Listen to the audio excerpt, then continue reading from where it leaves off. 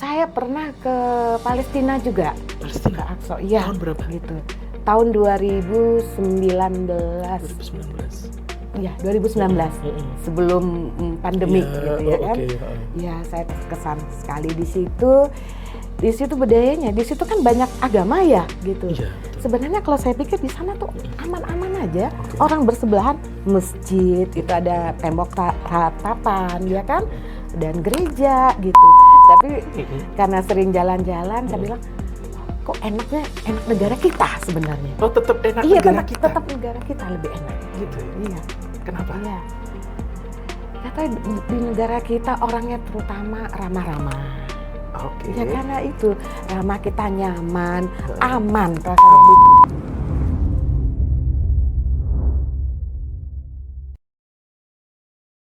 Dokter Irma Leni, spesialis konservasi gigi, The Dentist Traveler. Iya. The Traveler Dentist, kebalik saya. Kebalik-balik. Sehat dok? Ya. Alhamdulillah sehat, Dr. Rifki. Alhamdulillah. Nah, ini beliau ini memang hobinya memang jalan-jalan. Terakhir perjalanan kemana nih dok? Tadi malam baru pulang. Tadi malam baru pulang. Tadi malam. Iya. Dari mana? Dari Kuala Lumpur. Kebetulan weekend 2 hari ya jalan gitu. Masih bau-bau Kak Ros ini ternyata. Kak Ros. Kalau tadi malam habis dari Kuala Lumpur, next-nya dalam waktu dekat? Mau ke Korea. Mau ke Korea. Iya. Sepertinya 1 tahunnya udah padat nih. Agenda 2024. Ya ikutin alur aja. Ikutin alur aja. Ya, yang penting semuanya lancar. Ya. Lancar jalan-jalannya. Lancar jalan-jalannya ya. Nah, kalau jalan-jalan ini ya dok ya. Iya. Jalan-jalan ini terus prakteknya kapan ini? Seminggu praktek tuh 3 atau sampai 4 hari. Ya jangan sampai praktek mengganggu jalan-jalan ya. Gitu. Maksud lifestyle-nya ini. Ya, kan ya. kalau praktek bisa diatur. Ya kan. Kemudian juga kegiatan juga mengajar. Ya, ngajar kan seminggu itu kan kita 5 kali. Ya, 5 hari kita ngajar, Sabtu Minggu. Nah, itu dipakai buat jalan-jalan. Terus jalan-jalan yang kalau keluar negeri yang lama ya kita cuti atau kita ada seminar, disempetin lah. Jalan-jalan kan perlu biaya dok. Nah pertanyaannya adalah lebih sering biaya sendiri atau dibiayai mungkin disponsori oleh siapa seperti itu. Nah itu lebih sering yang disponsori atau? Sepertinya itu 50-50 ya. 50-50 ya. Nah gitu. Kalau 50-50 mungkin perlu tips nih dok. Ya. Bagaimana kita jalan-jalan tapi ngirit. Nah, itu kan penting ngirit sekali. Ya. Ya, ngirit itu tergantung. Apalagi kalau perempuan ya, pergi ke suatu daerah, kalau ada apa-apa sih semua dibeli. Apalagi kalau diskon, kalau keluar negeri ya kan. Ya, tipsnya bawa duitnya sedikit tapi bawa kartu aja. Lah, sama aja dong. Nanti gesek sana, gesek sini. Gesek sana, iya.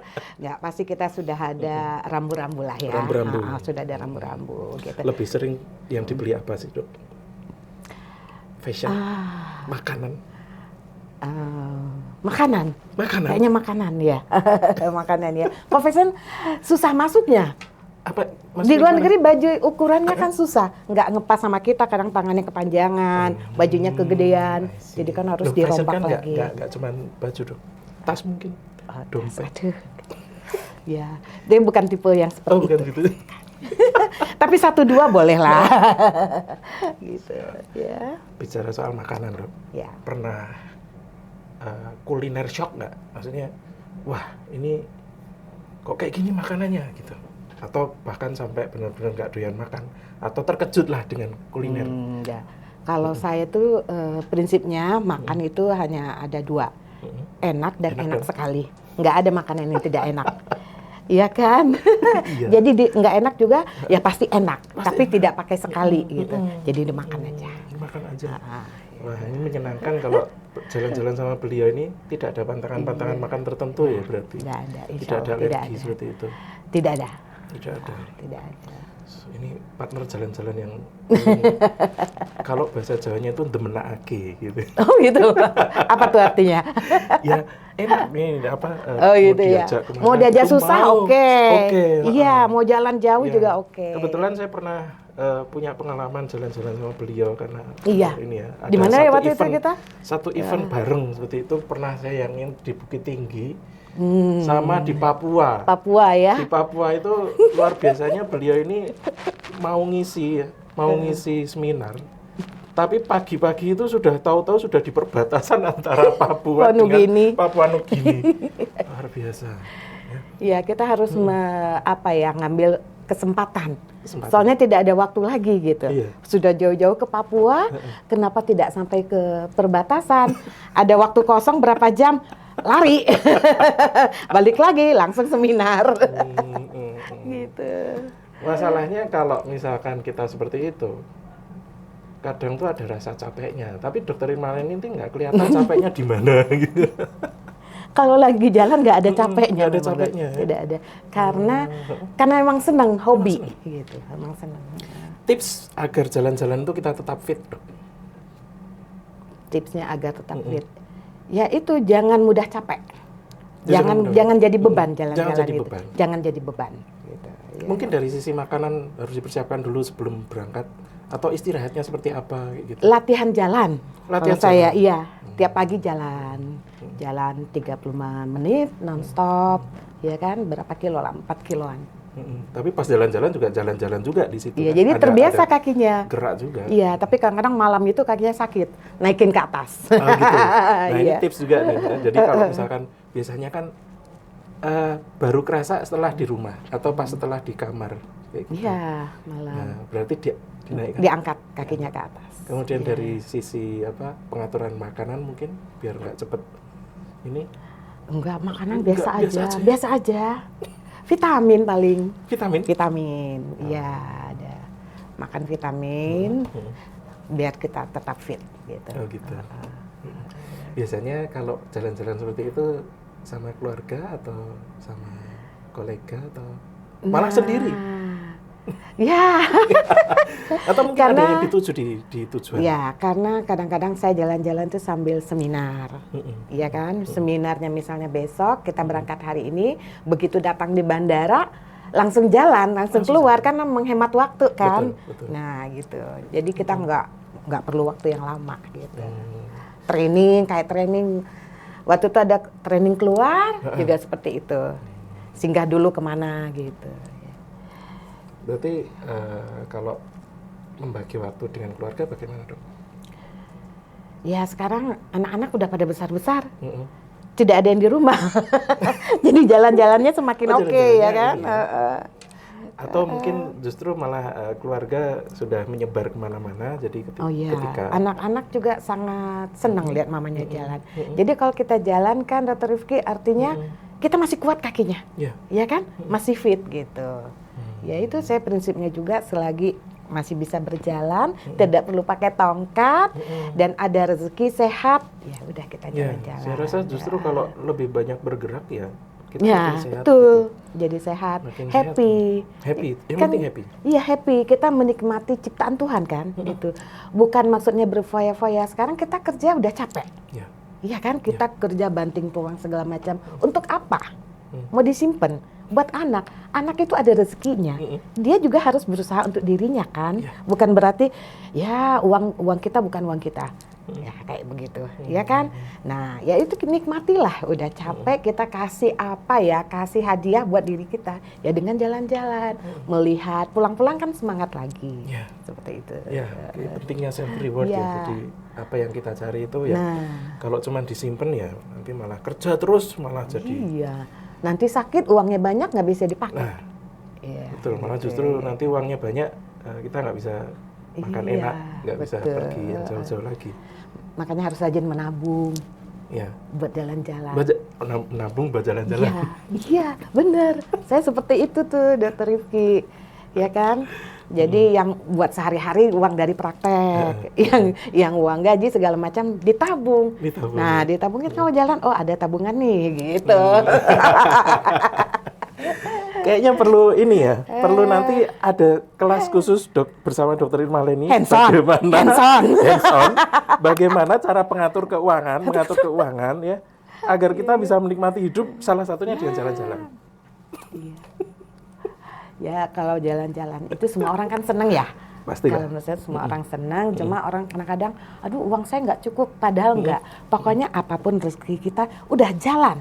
Jalan aja. Jangan mikir nanti habis uang, enggak. Ya kan kesempatan itu tidak datang 2 kali. Ya. Seperti itu. Dan di situ Enjoy. juga, betul. Dan kita bisa bertemu dengan banyak hal pastinya. Ya. Bertemu dengan banyak orang. Banyak orang, jadi kita tahu negara orang seperti apa gitu. Budaya apa yang mungkin dokter pernah temui dan di situ merasa wow, mungkin di satu tempat, di satu negara. Banyak ya. Paling berkesan mungkin salah satunya. Saya pernah ke Palestina juga. Palestina? Ke Aqsa. Iya. Tahun berapa? Gitu. Tahun 2019. 2019. Iya, 2019. Sebelum pandemi gitu ya kan. Iya, saya terkesan sekali di situ. Di situ budayanya, di situ kan banyak agama ya gitu. Iya, betul. Sebenarnya kalau saya pikir di sana tuh aman-aman aja. Orang bersebelahan masjid, itu ada tembok ratapan ya kan, dan gereja gitu. Mungkin di sana itu saya pikir mereka perang itu bukan perang agama, bukan. Perang memperebut wilayah. Menurut saya gitu. Nah, itu saya senang sekali di daerah situ, enak, adem gitu ya, tenang gitu ngelihatnya. Justru saya pernah ke daerah Amerika, ya agak berbeda ya, gitu ya, beda gitu ya. Kalau di sana enak, di Yerusalem, Bethlehem gitu, Palestina gitu ya, senang. Ya. Kultur yang berbeda yang kita datangi dan itu membuat kita berkesan. Dan kita mendapatkan nilai-nilai baru betul. Yang mungkin tidak bisa kita dapatkan ketika kita ya di zona nyaman kita sendiri. Betul. Gitu ya. Tapi karena sering jalan-jalan, saya bilang, kok enak negara kita sebenarnya. Oh, tetap enak negara kita. Tetap negara kita lebih enak. Gitu ya. Iya. Kenapa? Iya. Kata di negara kita orangnya terutama ramah-ramah. Oke. Ya karena itu ramah, kita nyaman, aman rasanya di negara kita tuh aman. Kalau di negara luar kan kita nggak tahu ya gitu. Apalagi yang negara yang kita tahu sombong gitu ya, seperti itu gitu. Ada seperti itu gitu. Negara kita tuh orang-orangnya suka bantu. Kita kesusahan bantu, kayak Jepang juga ya kan? Jepang juga sama dengan Indonesia. Jepang orangnya ramah-ramah, suka bantu gitu. Seperti itu. Gitu. Kalau alam, kayaknya alam Indonesia tuh udah indah banget ya. Udah ini ya. Iya. Udah punya semua kalau alam. Iya, ada semua. Apa aja ada. Terumbu karang terbaik di Indonesia. Iya.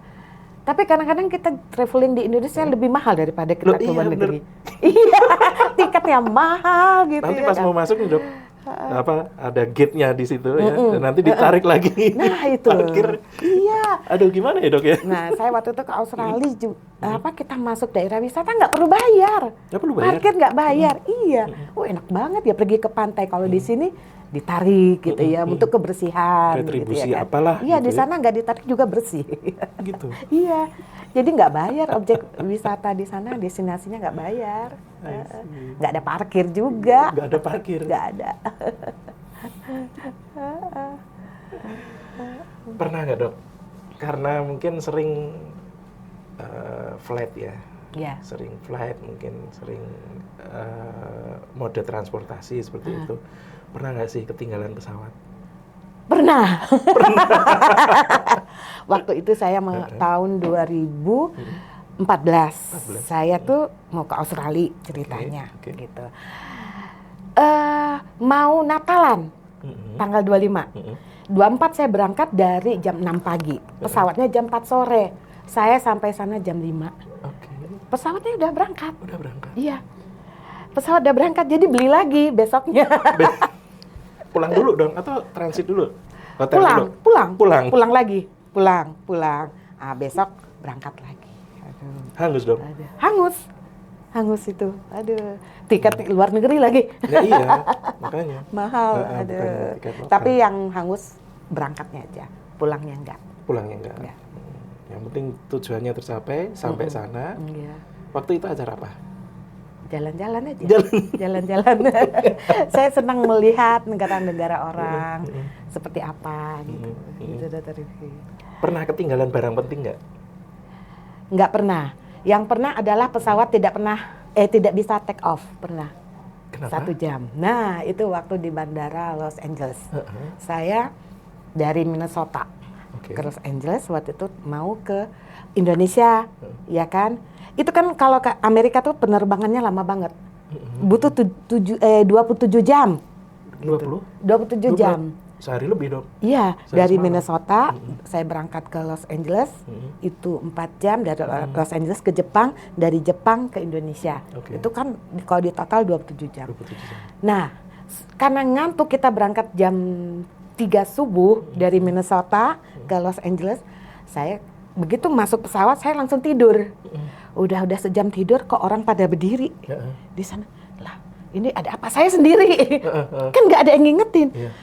Ini ada apa? Nanya ada apa? Pesawat tidak bisa take off katanya. Wah, udah sejam katanya. Saya juga bingung. Lihat ke jendela, kok masih di bandara masih gitu. Di tempat yang sama. Iya, jadi pesawat itu jalan, tapi dia nggak bisa naik. Alasannya kenapa? Ada gangguan teknis. Ada gangguan Teknis. Yang terjadi apa? Kita disuruh turun lagi. Isi pesawatnya sampai 400 orang. Dia pesawat yang besar. Pesawat besar. Nah, turun. Udah gitu dikasih hotel penuh semua. Akhirnya saya nginep di bandara. Nginep di lantai. Kan nggak ada. Oh, benar-benar di bandaranya, bukan di hotel yang ada di bandara. Nah, saya takut dia mau carikan hotel, tapi nanti kalau nggak dijemput, kan susah. Kata nanti dijemput katanya. Udah, saya di bandara aja. Jadi di bandara dikasih di lorong, di lantai. Dia kasih bantal. Tapi dikasih ada bantal ya paling. Ada bantal matras. sama selimut. Matras enggak dikasih. Selimut doang. Di lantai doang. Jadi kebetulan ada orang Filipina, ada orang Jepang, kita jadi berteman. Saya ditemanin oleh dayang-dayang laki-laki, dijagain, ya kan? Ya itu tidur di bandara. Nah, itu pengalaman yang sungguh-sungguh luar biasa. Dingin dong, bandara itu kalau malam dingin banget. Dingin. Nggak ada aktivitas, kita nggak jalan, diam di situ. Saya pernah soalnya. Jadi benar-benar tidur di bandara di bangku tunggu kayak gitu. Nah pas kita nggak ngapa-ngapain itu kerasa banget dingin banget. Iya dingin betul.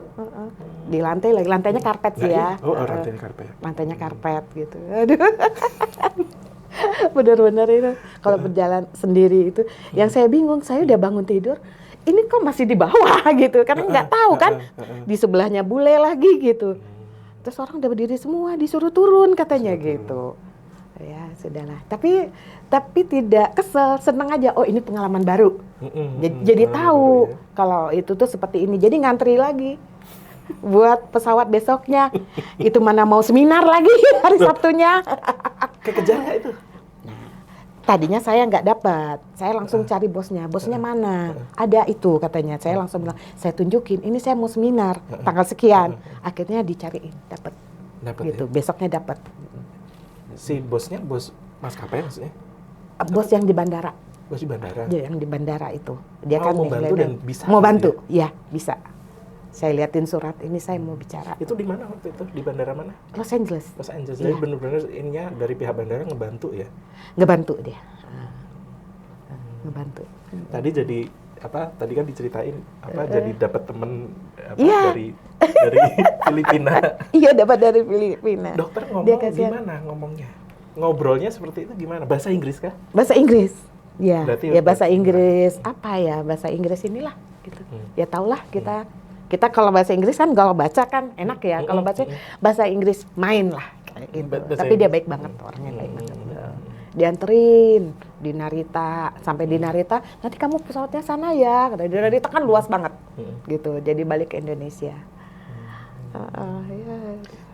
Soal komunikasi pernah nggak ada kesulitan? Misalkan nih ketemu dengan orang luar negeri tapi kitanya cuma bisa bahasa Inggris mungkin ya. Tapi orang itu nggak bisa bahasa Inggris. Biasanya Jepang kan lebih pride soal bahasa ya. Tapi pakai bahasa isyarat. Bahasa isyarat? Bahasa isyarat aja, dia ngerti. Jepang juga bener? Bukan atau? Ya Jepang, tapi ada juga yang bisa bahasa Inggris. Ada bahasa Inggris. Ada lancar aja kok, nggak ada pengalaman yang nggak ada. Isyarat tuh seperti gimana? Iya, gimana deh ya? Iya kayak gitu. Kadang-kadang pakai HP mereka. Oh, langsung ditulis di Google Translate pakai HP gitu. Ya kalau kayak ke Taiwan ya, kan susah ya seperti itu. Susahnya gitu. gimana? Ya komunikasinya susah. Orangnya lebih tidak menguasai Inggris kah? Ya seperti itu gitu. Jadi kita kadang-kadang pakai Google Translate, kita tulis di sini, oh ya dia baru ngerti. Kalau kita nanya-nanya kan susah. Gitu. Gitu.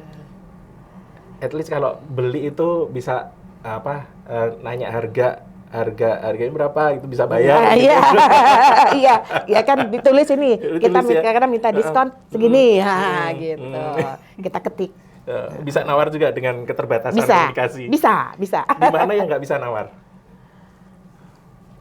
Atau bisa semua nih, Dokter Irmana ini mungkin karena jago nawar gitu ya, mau dimanapun pasti dapat bisa, gitu. Namanya mak-mak ya. Kalau nggak nawar tuh nggak bahagia. Di mana tuh bisa dapat nawar yang misalkan benar-benar jauh banget? Oh sering banget. Jadi kayak pencapaian Dokter Irmana ini waktu menawar turunnya banyak. Contohnya di mana-mana saya. Di mana-mana. Anak-anak tahu. Mama jago nawar katanya. Kadang-kadang waduh sampai dibilangin ya, wah dia merampok ini. Kita kan bahagia ya kalau nawar ya. Oh gitu. Iya, kayak sebuah pencapaian gitu. Iya, rasa nggak bersalah kalau belanja. Pernah nggak Dok overload barang belanjaan ya, yang tadinya berangkat kita bawa ya cuma seberapa, itu bagaimana tipsnya biar ini kalau misalkan dalam kondisi kita banyak oleh-oleh, bagaimana Dok? Ini kotak-kotak dibuang. Oke. Terus yang dikoper kan sesuai dengan itu kan kita buat timbangan selalu. Timbangan gimana maksudnya? Kan ada timbangan yang buat koper itu Dok, dibawa. Di bandaranya? Enggak, kita bawa. Ada timbangan yang kecil itu loh. Selalu bawa itu. Enggak pakai timbangan yang gede, enggak. Itu maksudnya saya selalu bawa. Kita punya sendiri gitu. Punya sendiri. Kita punya sendiri. Saya selalu bawa itu. Jadi enggak over ya kan. Nah, terus bawa ransel. Oke. Nah, bawa ransel. Nah, kan ransel nanti kalau berjalan dekat orang itu pura-pura ringan aja, padahal kan berat. Berat tuh saya di ransel tuh 11 kilo. Kan bolehnya 7 kilo, tapi pura-pura nggak berat aja. Jalannya tegak gitu. Biar nggak curiga seperti itu. Ya kadang-kadang kan lebih banyak oleh-olehnya daripada yang kita bawa. Makanya. Ya kan? Gitu. Masalah bea cukai gimana? Kan lagi seru tuh pembahasan masalah bea cukai kalau kita bawa apa-apa kayak gitu. Ya mungkin saya tidak dicurigai. Karena dia mungkin tidak mungkinlah si ibu ini. Gitu ya. Nggak kelihatan padahal nasabah prioritas di sini gitu. Tadi malam saya sudah berusaha pengen gitu ditanyain gitu. Padahal kan saya nggak bawa apa-apa ya. Gitu pengen biar dia tahu gitu ya kan. Tapi nggak ada ditanya. Enggak. Saya bukan nggak dicurigai. Makanya penampilannya jangan wah. Bersahaja. Ya, seperti itu. Sederhana. Kayak TKW pulang. Tapi TKW juga ditanyain ya. Iya benar. Udah nggak tahu punya kartu kredit Infinity nih. Buat beli mobil. Buat beli mobil baru dibikin tadi dapat kan. Aduh. Gitu ya. Iya. Seru sekali ya dokter gigi tapi bisa melanglang buana. Emang dari kecil dari kecil? Suka jalan memang. Dari kecil sudah suka jalan? Ya kan saya dulu tinggalnya di hutan. Di hutan gimana maksudnya? Ayah saya kan kerja di perusahaan minyak di Riau. Jadi kita nggak pernah ke kota. Di belakang rumah itu jungkit-jungkit yang buat itu loh, buat nyedot minyak gitu loh. Terus di belakang rumah, di depan rumah saya itu tanah lapang golf. Jadi bola golf itu sering masuk ke pekarangan rumah. Nah, kita kemana jalan-jalannya? Ke Jakarta jauh. Justru dulu saya jarang ke Jawa. Seringnya dari perusahaan itu kita ke Singapura. Kan gratis. Gitu ya? Dari situlah. Dari tahun 71 udah suka jalan-jalan. Umur 5 tahun ya. 5 tahun. Iya. Nah itu jadi keterusan. Dulu tinggal di Riau. Di hutan minyak. Di hutan, bener hutan. Kalau di hutan itu kita pulang juga, misalnya kita habis jalan dari mana, harimau itu berseliweran, babi hutan. Iya, saya mau ke sekolah di depan pintu tuh ada babi hutan. Tapi dulu nggak takut kita, biasa aja. Oh, biasa aja. Iya. Sudah ini ya. Jika lagi musim harimau itu keluar pengumuman hati-hati ada harimau. Musimnya itu gimana? Musim kok bisa musim ya? Dia lagi harus pindah ke satu tempat ke tempat yang lain. Karena mungkin kalau hutannya itu dibikin perumahan. Nah, itu dia datang monyet. Monyet kita kalau kan kita dikejar sama dia lagi jemur pakaian di luar. Iya, dikejar dong. Enggak sih dia, cuma naik aja. Oh, naik. Biasanya ngambil itu bawa pergi gitu. Enggak dibawa sama dia. Kayak di tempat wisata itu kan menyari sering kacamata gitu iya, ya kan. Enggak itu. Tapi udah biasa. Makanya saya senang alam, lihat-lihat itu suka banget yang hijau-hijau. Dan mainnya kemana? Nggak ada mall di sana. Mainnya saya tuh ke hutan. Main hutan, kayak Tarzan itu. Saya pernah itu. Manjat pohon segala gitu. Ya itulah anak hutan. Setelah dari hutan terus kemana lagi habis itu? Kuliah. Langsung Bandung. Gitu. Dari kuliah juga udah sering jalan-jalan juga kuliah. Waktu kuliah nggak ada sibuk jalan, kuliah malah ya? Sibuk kuliah, nggak ada. Pulang juga setahun itu cuma 2 kali, itu pun seminggu paling lama. Ya sayang kan koasnya, gitu, nanti lama. Wah, seru sekali. Jadi memang sudah ini ya, udah dari kecil sudah punya bakat seneng jalan. Seneng jalan memang. Seneng ketemu orang. Ya. Ini kayak tahu dari tadi kita, padahal saya dokter gigi, beliau dokter gigi, tidak ada pembahasan soal gigi pergigian ya. Karena cerita tentang jalan-jalan ini sepertinya lebih banyak menarik cerita, lebih banyak cerita ya, lebih menarik seperti itu. Nah, antara dokter praktek kemudian jalan-jalannya sendiri, ini bagaimana dokter tetap menjaga ritme sebagai dokter gigi ini? Ya. Jadi biar nggak, istilahnya itu ilmunya nggak hilang, skillnya nggak hilang, kemudian juga kepercayaan pasien juga nggak hilang nih. Iya, betul. Gitu. Ya, caranya yang pertama itu ya komunikasi ya dengan pasien ya. Saya bilang, pasien itu saya jadikan teman. Nah, pasien jadikan teman, kita ambil hatinya. Jadi untuk jadwal, misalnya kalau kita jalan-jalan kan pasti tuh yang udah pasti tuh Sabtu tuh jalan gitu kan. Kita kasih pengertian, karena gigi rasanya tidak urgent ya, maksudnya tidak ada emergensi. Kecuali yang ada emergensi pasti kita konsulkan ke rumah sakit, nah seperti itu. Kita atur sedemikian rupa supaya pasien itu paham. Jadi dia nggak kabur, dokternya pergi terus, jadi dia kabur ke tempat lain, enggak. Biasanya pasien tuh udah apa ya namanya tuh, udah apet sama kita, udah nggak mau kemana-mana lagi, kita kasih pengertian gitu. Nah untuk jaga waktu dengan jalan-jalan ya. Terus sebenarnya jalan-jalannya nggak lama juga sih. Iya kan gitu. Ya praktek ditutup dulu. Gitu. Karena kalau digantiin orang lain pasiennya nggak mau. Nah itu. Iya kan? Berarti sudah ada kedekatan dong. Iya. Ya. Tapi siapa sih yang nggak bisa dekat dengan dokter Irma ini yang sangat friendly ini kan, humble gitu. Ya kita santai. Ya tidak. Saya rasa tidak sulit untuk membangun sebuah hubungan antara yang cukup dekat dengan dokter Irma ini dengan pasiennya. Jadi kalau harus jalan-jalan dulu ya, memilih untuk menunggu si pasiennya kan? Iya, bersedia dia. Ya kita tawarkan juga kalau memang mendesak boleh gitu. Saya suka tawarkan ke rumah sakit, ke RSGM gitu. Sering juga sih. Tapi rata-rata mau ya udah nanti aja dok. Sementara minum obat dulu, gitu ya. Gitu.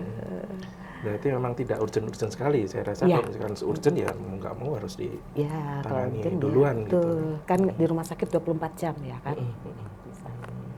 Iya. Menarik ya. Jadi kehidupan dokter giginya jalan, hubungan dokter pasien jalan, hubungan dokter dengan jalan-jalannya juga jalan. Iya, manajemen ya. Manajemen waktunya gimana luar cara biasa. kita mengaturnya. Kalau malam tidur jam berapa sih dok? Sebenarnya sekarang ini saya cepat tidurnya jam 9. Jam 9? Ya, tapi bangunnya jam 4. Kadang-kadang jam 3 udah bangun gitu, karena nggak bisa tidur lama gitu. Ya, saya suka bertanya-tanya dengan orang-orang yang suka jalan-jalan, kemudian jalan-jalannya nggak pernah berhenti. Itu kalau di rumah itu tidurnya jam berapa? Dengan pekerjaan yang di rumah, dengan pekerjaan aktivitas yang di sini, itu membagi waktunya itu seperti apa? Iya, gitu. tapi kalau ada kerjaan itu bisa nggak tidur, bisa. Nggak tidur sama sekali itu bisa. Dari kerjaan dosennya kah? Dari kerjaan dosen gitu, misalnya ada tugas yang harus dikerjain nih gitu. Iya, nggak tidur bisa, mata tuh melek tuh bisa gitu ya kan. Tapi saya usahakan sebelum jam 10 tuh harus sudah tidur. Kalau dulu saya begadang suka jam 1, jam 2, ternyata nggak sehat ya, Dokter Rifki. Kerasa apa? Beda apa di badan? Saya sih nggak merasa di badan ya, cuma saya baca itu nggak bagus katanya. Justru hormon kita itu dari jam 10 sampai jam 1 bagusnya. Jadi saya usahakan tidur. Jam 2 bangun, ya bangun, baru kerjain tugas lagi gitu. Pokoknya jam segitu harus tidur aja dulu. Jangan kita tidur keterusan sampai jam 5, jam 6 bangun. Enggak, pasti cepet banget. Saya penasaran Dok. Dokter ini pernah sakit nggak sih? Mohon maaf. Sakit apa dulu nih? Karena maksudnya sakit sampai nggak bisa jalan-jalan dan menunda gitu loh. Enggak, waktu dulu aja COVID udah. Kalau sakit yang lain enggak ada. COVID kena? Kena. Tahun 2021. Terus bagaimana? Waktu itu sampai bagaimana? Nah, waktu itu sampai apa ya itu namanya? Sampai dirawat sih. Tapi dirawat karena turun aja itunya. Apa namanya itu dokter? Apa? Saturasi oksigen? Saturasi. Nah, gitu. saturasinya itu waktu itu sampai 94 ya. Gitu. Tapi nggak terlalu. Nah, itu seru banget itu. Saya di kamar, di rumah sakit, di sebelah saya, kan sekamar itu ada 4, meninggal 2. Gitu. Aduh, sedih banget. Ya, ada di bawah saya, ada di bawah saya, ada di bawah saya gitu. Minta doain dia kalau saya lagi, padahal dia agamanya beda sama saya. Tante tolong doain ya, iya besoknya meninggal. Gitu. Nah, itu seru banget waktu COVID tahun 2021. Nah, itu kena COVID. Itu tuh kena bukan karena jalan-jalan. Nggak tahu kena dari mana itu. Apa dari pasien kan waktu itu Mas praktek ya kan. Tahun 2022 kena lagi yang jenis Omikron ya. Oh. Nah, itu lagi karena jalan-jalan. Itu ke Turki. Dapatnya di Turki? Dapat di Turki. Pulang itu pilek, tapi nggak ada keluhan, cuma batuk dan pilek aja. Tapi nggak sampai separah yang pertama? Nggak parah. Kan Omikron udah lebih ini kan, udah lebih ringan gitu. Ya, itu dapat di Turki. Oh, dapat di Turki. Gitu. Kita semua tuh setengahnya kena semua. Gitu. Turki itu yang balon-balon tuh nggak sih? Iya, Kapadokia. Kapadokia? Iya, saya naik itu. Oh, sempat naik? Naik, itu. Berangkat jam 4 subuh. Dijemput dari hotel gitu. Itu naiknya bareng ya? Bareng di mana? Kan banyak kan itu balon-balon itu. Oh iya, beda waktu. Oh, beda waktu. Kan dia pada saat kita datang baru diisi gas. Nah, kita naik gitu. Yang seru waktu berhentinya. Berhenti di mana? Dari atas turun nih. Ditangkap, ada yang nangkap di bawah gitu. Oke. Nah, gitu. Gitu kayak dipegangin. Oh, kayak gini caranya. Iya, kita harus pegangan. Kalau enggak kan gini-gini. Oh, iya. Gitu. Loh, turunnya itu berarti turun karena berarti ada yang ngatur dong di kan ada pilotnya. Ada pilotnya. Ada pilotnya, ada co-pilotnya mereka tuh. Iya. Dikurangi gitu ya. Iya, gitu. Dia tarik. Oh, ditarik juga dari bawah. Iya. Enggak dari bawah. Di atas tuh kan ada tali, kan balonnya gede banget tuh sampai atas. Dia tarik gini, jadi turun pelan-pelan turun. Nah, itu seru banget. Seru banget Kapadokia, harus nyobain datang gitu. Iya. Saya aminin dulu deh. Kayaknya perlu pelajaran pengaturan finansial dulu nih.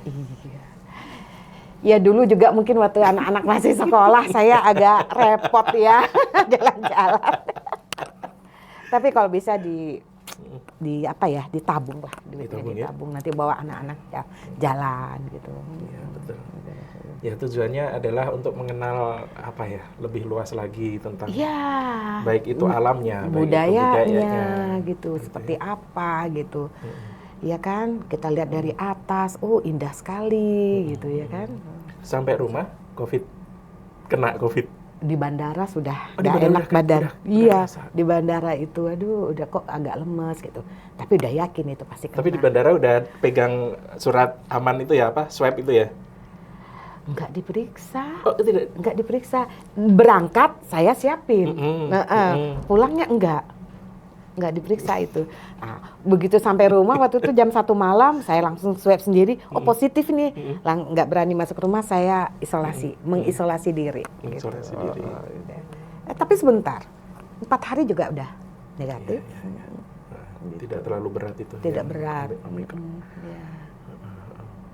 Gitu. Ya, saya rasa kalau saya melihat Dokter Irmalen ini memang orang yang tidak gampang sakit. Iya, saya jarang sakit. Flu juga jarang sebenarnya. Gitu. Flu jarang. Jarang. Saya itu sekali kena flu panjang, Dok. Oh. Lama. Gitu. Gitu. Mungkin kurang jalan-jalan itu tadi. Kurang jalan. Iya, vitamin, minum multivitamin. Berarti dokter juga mengkonsumsi multivitamin. Saya mengkonsumsi. Pernah nggak sih, Dok, sampai merasa kecapean banget? Enggak. Praktek yang merasa capek. Loh, malah praktek justru ya? Praktek. Kalau misalnya pasiennya banyak, terus kan kalau saya kan SPKG nih, kerja endodotik lama, sampai buka baju aja nggak kuat. Aduh, tepar gitu. Kalau jalan kayaknya nggak ada capek deh, bener. Kenapa ya?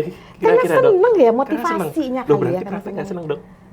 Praktek seneng. Saya seneng juga, tapi badannya nggak seneng. Oh, gitu. Kerasa kan? Kerasa. Aduh, kok pegel ya? Kalau jalan tuh nggak pegel loh sebenarnya. Karena gerak. Karena gerak. Saya juga ngerasa waktu pas lagi harus Zoom kan, yang dia harus on cam, makanya kita juga harus postur juga harus ini. Itu kerasa capek banget. Capek itu. Ya? Capek banget. Iya. Mungkin seperti itu. Jalan tuh enak. Ya, kita traveling itu kan kita jalan, itu kan olahraga ya. Dinamis gitu ya. Iya gitu. Gerak gitu. Ketemu dengan orang-orang berbagai ras, berbagai macam ras seperti itu. Itu kalau dokter merhatiin giginya nggak sih? Itu ada perbedaan nggak sih antara gigi orang Indonesia dengan? Beda ya, beda bener. Kalau di luar itu giginya tuh, apalagi kalau bule ya Amerika, lebih cenderung kayak transparan gitu ya. Oh gitu. Beda warnanya tuh beda gitu. Iya. Nah, kan kalau di Indonesia kan untuk mencerahkan gigi itu, nah itu goal mereka itu meniru orang Barat kah? Putihnya orang Barat kah? Atau cuma sekedar lebih cerah aja gitu? Kalau dulu berapa tahun yang lalu banyak yang ingin diputihkan giginya, pengen putih kayak gini, Dok, gitu. Tapi sepertinya sekarang sudah berubah ya. Mereka nggak mau terlalu putih justru. Oh gitu. Itu kayak palsu, Dok, katanya gitu. Kalau dulu putihnya itu ngejar putih yang seperti apa? Yang itu ya super white gitu ya mereka. Iya, super white. Malah kadang-kadang pengen divinir, pengen warna putih. Tapi kita sebagai dokter gigi kan harus kita jelaskan. Ini tidak natural gitu. Yang paling penting kita tuh ajarin kasih pengertian lah ke pasien itu bahwa putih yang bagus itu adalah yang natural, yang alami seperti ini gitu. Ya kan? Artinya ada ekspektasi pasien yang mungkin dirasa kita kebablasan, kemudian kita harus komunikasikan. Atau makanya kita harus hati-hati, Dokter Rifki, kalau mengatakan soal ekspektasi. Ya. Itu yang lebih. Tadi nggak sesuai kenyataan gitu ya kan sama pasien. Jadi jangan berikan janji-janji muluk sama pasien. Itu aja intinya gitu. Kalau dari sisi Dokter Irmalen ini kan sebagai orang yang gampang berbicara dengan pasien secara friendly seperti itu ya. Itu ngefek nggak sih antara apa yang kita bilang, kemudian dia nurut nggak sih gitu loh. Bagaimana cara membuat si pasien itu ekspektasinya nggak terlalu tinggi, tapi juga memahami apa yang kita advise-kan. Nah gitu. itu kadang-kadang bakat ya, bakat seseorang ya. Bisa nggak dia bagaimana dia bicara komunikasi dengan seseorang gitu ya, yang bisa percaya gitu. Nah itu kadang-kadang nggak semua orang bisa seperti itu. Jadi orang yang tadinya misalnya nggak mau, dia jadi mau gitu. Nah itu memang ada triknya sebenarnya. Seperti itu. Ya kita ajak dia tuh seperti kayak teman kita. Kayak kita udah kenal lama gitu, ya kan?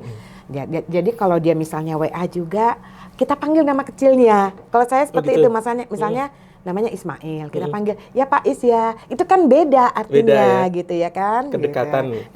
Beda kedekatannya seperti itu. Saya jadi nganggap itu, kalau saya ke pasien nganggap itu kita udah kenal lama seperti itu, Dokter Rifki. Jadi pasien itu pasti awet.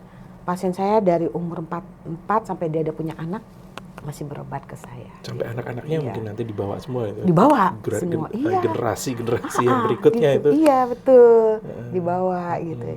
Kan pasien itu berobat tidak sekedar dia jadi sehat, dia pengen kalau bertanya ada jawabannya. Ya, gitu. Pasien kan ada dokter ya, mungkin ada bukan dokter orang lain gitu. Kalau bertanya jawabannya pendek-pendek, pasien tuh nggak puas. Pasien tuh ingin jawaban tuh yang panjang. Ada gitu. tuh yang dokter yang ngomongnya seperlunya. Nah itu pasti pasien nggak suka seperti itu. Kan kita juga kalau berobat kan pengen tuntas. Nah, kita nanya, apalagi kalau dia dokternya hangat seperti itu kan. Nah kalau saya selalu seperti itu usahakan. Ya mungkin artinya ada waktu kita antara kita perawatan dengan pasien itu harus ada waktu yang cukup untuk kita bisa ngobrol enak. Karena kalau pasiennya banyak, crowded, ya berarti nggak sempet dong komunikasi, artinya harus ada. Nah makanya kalau pasiennya banyak-banyak, berarti kita nggak maksimal kan memberikan ke pasien. Itu diatur, kalau di saya diatur jadwalnya. Jadi pasien itu saling tidak ketemu gitu. Artinya gimana? Artinya sudah ada jam-jam. Sudah ada jamnya. Si Anu datang jam sekian, si Anu datang jam sekian gitu. Ya minimal 15 menit selang waktunya. Kadang-kadang hanya satu, kadang-kadang pasien, pengen yang sebelah sini, berarti kan molor. Nah seperti itu. Kalau satu gigi sih nambah nggak apa-apa. Jangan semua, nanti kita jadwalkan lagi. Gitu. Kalau veneer kan kita bisa bilang ya, veneer ini warnanya nanti kita bikin A1 misalkan atau B seperti itu. Tapi kalau bleaching itu kan hasilnya tidak terduga. Di luar ini ya. Bagaimana nih dokter untuk misalkan bisa menghandle ekspektasi pasien yang mungkin ekspektasinya tidak sesuai dengan harapan. Oke. Ya, kita lihat dulu nih giginya. Kira-kira kalau kita bleaching ini bisa sejauh mana? Berapa tingkat dia bisa dicapai kecerahannya gitu. Nah, kita bisa ceritakan ke pasien bahwa ini tidak akan bisa sampai ke warna ini. Tapi kita akan usahakan. Kan pasien jangan kita langsung menjudge, ini nggak bisa. Tapi kita akan usahakan. Berarti kan ada harapan. Ada harapan. Seperti itu gitu. Nah, misalnya dia belum puas, ya udah nanti datang lagi sebulan lagi kita putihkan lagi. Itu kan nggak masalah gitu. Kadang-kadang kan nggak perlu satu kali ya, Dr. Rifki. Iya. Berarti harus ada komunikasi dan dipahami. Ya, intinya komunikasi. Kalau enggak kita bisa dituntut ya. Nah betul. Kalau kita udah terlanjur janji dan dia udah berekspektasi kan. Dan yang paling penting kayak perawatan endodontik misalnya, harus benar-benar dijelasin ke pasien. Ini harus beberapa kali kunjungan. Nah panjang tuh endo. Iya, kan bisa 4 kali 5 kali, iya kan? Nah, saya baru kejadian nih kemarin. Ya, gimana dok? Ya. Ibunya tidak pernah datang, yang datang kan bapaknya, anaknya dirawat endo gitu. Nah, kan datang hari pertama, saya rawat yang atas, hari kedua gigi yang bawah gitu. Baru 3 kali datang, dok kok bolak-balik nih katanya. Dia kasih di Google itu berapa bintang 1 gitu. Di Google review langsung. Iya, bintang 1. Saya nggak lihat, yang kasih tahu anak saya. Ini mah dikasih bintang 1, ini kan nggak bagus artinya. Terus saya telepon. Saya nggak tahu ini siapa. Nggak ada pasien saya nama si ibu itu. Akhirnya dicek, ini orang tua ini. Saya telepon. Ibu kenapa tidak bertanya? Saya baik-baik nih. Ibu kenapa tidak bertanya? Harusnya ibu bertanya dulu karena ini media sosial, orang lain akan baca. Saya nggak biasa seperti itu. Iya dokter, nih bolak-balik anak saya kan di pesantren, susah datang. Ibu, hari pertama giginya berbeda dengan hari kedua dan ketiga. Orang beda gigi. Beda gigi? Beda gigi. Gitu. Ya, oh iya dok, saya mengerti. Iya dok, saya hapus ya katanya. Langsung direvisi? Direvisi sama dia. Nah Bu, lain kali kita harus berhati-hati Bu, bermain medsos. Saya bilang, nah itu gitu. Kan kita kesel nih, tapi kita harus bisa berbaik juga sama dia. Kalau kita kesel sama kesel, ya udah. Dia nggak mau hapus, nama kita jelek gitu. Nah, ya itu berarti saya ini kurang apa ya, padahal sudah dijelasin, ya kan? Karena dia nggak datang. Kan yang datang anaknya aja. Dia giginya sekarang kita rawat gigi ini. Berikutnya ini. Ya 3 kali datang kan? Gigi kiri atas, kiri bawah sama kanan bawah. Iya bolak-balik. Karena beda gigi. Gitu. Nah, ya mungkin karena kan? Ya itu miskomunikasi. Nah, itu jadi komunikasi itu intinya kalau kita dokter gigi. Gitu. Kalau misalkan kita bleaching kan kadang ada rasa linu di situ yang mana kalau misalkan kita aplikasikan gingival barrier itu kan. Nah, itu kan kita nggak tahu juga kalau ternyata bocor baru kerasa setelah linu. Bagaimana? Ya. Kita ke pasiennya jangan kasih janji bahwa ini sakit nggak sakit, mungkin akan terasa sakit. Nah, tapi setiap orang ambang rasa sakitnya itu berbeda-beda. Kita kasih pengertian, selalu pengertian. Oh gitu ya dok, ya dengan kita kasih pelindung. Nah seperti itu. Tapi nanti suatu saat mungkin atau suatu ketika ada yang bocor, itu kita kasih. Ininya efek sampingnya harus kita jelaskan. Harus kita jelaskan juga. Iya, supaya dia nggak nuntut gitu. Bukan malah justru ditutup-tutupi kalau enggak, harus dikasih tahu. Kasih tahu. Risikonya ini gitu ya kan. Nah, tapi itu nanti akan bisa ditanggulangi, nanti juga hilang. Tapi pasien nggak apa-apa gitu kan. Karena kan kita nggak tahu ya kena. Nah, iya kan gitu. Kadang di pipi dalam. Betul. Kan waktu saat nyedot itu asisten yang bekas itu nggak dilap dulu, pindah ke sini kena deh. Nah, tapi pasien rata-rata nggak ada protes karena sudah dijelasin gitu. Kalau untuk bleaching kayak gitu, kebanyakan si pasien ini berharap apa sih? Apakah putih kah? Apakah cerah kah? Atau seperti apa? Emang dia punya keluhan gigi kuning kah? Seperti itu? Dia pengen warnanya lebih putih dari yang sekarang gitu. Tapi tidak pengen terlalu putih. Banyak yang mengatakan nggak mau terlalu putih dok katanya gitu. Oh gitu. Jadi udah paham bahwa kalau terlalu putih juga nggak natural. Iya. Dan kalau terlalu putih artinya kan banyak mineral yang hilang. Ya kan? Kan rusak nanti. Nah jadi bleaching ini sebenarnya ada manfaat kesehatan nggak? Atau hanya penampilan aja? Kalau dari segi kesehatan, bleaching itu tidak ada manfaatnya, tapi untuk estetik. Estetik ya. Okay. Estetik kenapa? Karena kita membuat pasien itu jadi percaya diri. Percaya diri. Ya kan? Intinya adalah percaya diri. Percaya diri itu juga kesehatan juga saya pikir, kesehatan sosial. Mental ya. Kesehatan mental juga. Mental iya. Oh iya ya, benar ya. Iya. Mental ya, benar. Kepercayaan diri gitu. Iya benar. Jadi dia udah lebih positif gitu kan. Vibe-nya udah positif psikisnya dulu. Jadi bagus. Iya benar. Kan kalau enggak kan dia gini-gini terus kalau ngomong, enggak mau bicara segala macam ya kan. Benar, kesehatan mental. Padahal komunikasi kan penting ya dok ya. Dia misalkan nih komunikasinya dia nggak percaya diri nih, nanti banyak konflik yang tadi seperti yang dibilang tadi gara-gara miskomunikasi. Iya, betul. Iya. Berarti perlu ya. Iya perlu. Benar. Iya. Pencapaian apa dok terbesar dalam, mungkin bisa dibagi dulu nih dok. Dari sisi dokter gigi ya dan non dokter gigi yang tadi adalah konteksnya adalah jalan-jalan. Nah, dokter gigi ini pencapaian dokter yang merasa sudah dipegang. Itu apa? Merasa dipegang ya, sebagai dokter gigi sebagai dokter gigi. Ini barangkali ya, saya sudah punya pasien yang betul-betul loyal. Nah, itu rasanya, makanya saya udah umur segini nih nggak berhenti praktek karena memang seneng ketemu orang. Udah gitu untuk ilmu kita, ya kan, itu tangan kita. Kalau kita nggak praktek kan nanti kaku tangannya. Nah, itu pencapaian, itu mungkin. Ya, kalau kita baru praktek mungkin kita belum punya pasien, ya kan? Nah, sekarang saya rasanya sudah punya pasien yang alhamdulillah, dan itu pasien itu kayak jadi teman. Nah, saya pernah ketemu pasien di Paris. Di Paris. Pasien di Indonesia? Pasien di Indonesia ketemu di Paris. Dia nyamperin saya kan bingung dong. Dokter katanya, ini siapa? Ini saya dok, katanya Ibu Neneng, gitu, pasien dokter. Oh iya, ya masih ingat sama saya, ketemu di Paris coba. Aduh, nah, itu saking sering jalan-jalan ya. Gitu. Kalau pencapaian hidup, boleh? Nah, pencapaian hidup, ya itu saya pengen keliling dunia sebenarnya. Kurang mana nih yang belum tercapai nih? masih banyak Dr. Rifki, masih banyak sih. Kalau benua sih udah ya. Benua udah semua? Ya kan kalau paling nggak satu di situ gitu ya? Ya gitu ya? Ya seperti itulah. Ya pengen melihat semua lah negara gitu. dalam waktu terdekat yang belum pernah didatangi, tapi pengen didatangi?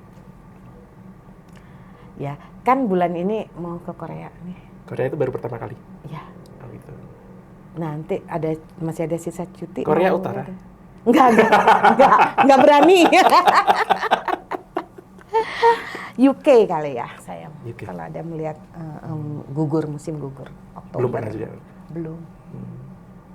Dari dulu nggak pernah. Karena biayanya agak gede ya. Oh gitu? Iya, besar ke UK itu. Itu kayaknya. Ya. Mending mati hidup aja. Ya. Luar biasa, menyenangkan sekali. Kayaknya perlu 2 sesi nih, Dok. Jadi banyak sekali pertanyaan-pertanyaan yang mungkin saya butuhkan buat belajar, terutama bagaimana mengatur keuangan agar kita bisa keliling dunia, ya. Semua benua paling enggak satu. Ya, ada satu ya. Ya harus ada disisihkan itunya lah. Ini kas buat jalan-jalan. Itu wajib loh saya bilang. Karena apa ya, bukan kita mau sombong, bukan. Kita jalan-jalan itu kita menikmati ciptaan Tuhan, benar gitu. Dan menambah keyakinan kita, oh Allah itu benar-benar ya menciptakan keindahan-keindahan. Kalau kita nggak pergi kan kita nggak tahu indahnya negara lain gitu ya. Kadang-kadang ada di negara kita, di negara lain nggak ada. Di negara lain ada, di kita nggak ada. Seperti itu, gitu Dr. Rifki ya. Saya rasa ya bukan karena kita buang-buang duit, bukan gitu. Ya memang kalau diniatkan yang baik pasti ada jalan. Nah, betul, setuju itu Dr. Ya kan. Iya. Luar biasa. Oke, Dokter. Ya. Saya pengennya ada satu lagi sesi karena banyak sekali cerita yang menarik yang bisa kita gali dari seorang Dokter Irma Leni, dentist traveler dentist. Ceritanya benar-benar skala internasional sudah. Pengalaman beliau luar biasa. Iya, nasional kan sama Dr. Rifki udah pernah ya. Ya. Tinggi sama Papua ya Dr. Rifki. Sama Papua ya, insya Allah nanti. Kan jauh itu Papua. Iya, jauh. Di ujung. Ya kalau buat saya ini di Papua. Gimana? Saya waktu itu ngasih hands-on tentang bleaching. Saya berpikir orang Papua kan makan itu ya. Pinang kan? Oh iya, pinang. Nah, giginya merah kan? Merah. Nggak bisa di bleaching tuh seperti itu. Oh, susah itu. Susah. Tapi kan buat pendatangnya kan banyak di Papua itu ya kan. Saya lihat tuh giginya merah. Nah itu kayaknya tidak indikasi untuk bleaching. Ya, veneer itu harusnya di crown mungkin. Di crown semua. Membayang. Iya, di crown semuanya itu. Ya, baik. Mungkin nanti dari Integra bisa mensponsori kita untuk bisa keliling dunia. Ayo. Untung ada beliau bosnya. Iya, ada bosnya nih. Kapan nih Pak? Ditodong langsung ditodong ya. aja. Iya. Baik, saya akan menyampaikan sedikit bingkisan, Dok. Dari PT Integra. Dan di sini sesuai tagline-nya, Dok. Together we craft beautiful smile. Mungkin untuk sebagai penutup bisa mempersembahkan smile yang paling beautiful ke arah kamera. Langsung saja, Dok. 1, 2, 3 kita senyum. Bungkus Mas Yuda. Nice.